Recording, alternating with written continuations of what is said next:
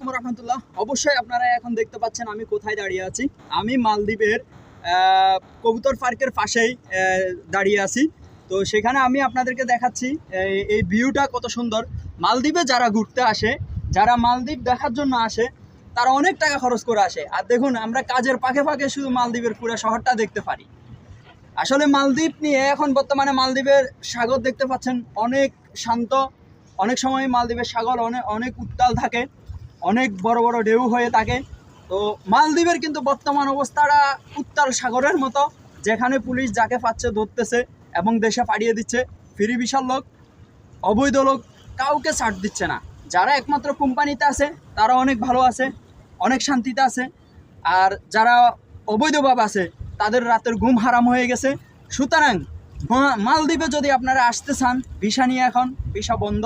Directly কথা হচ্ছে visa বন্ধ। কেউ বলবে 5 তারিখ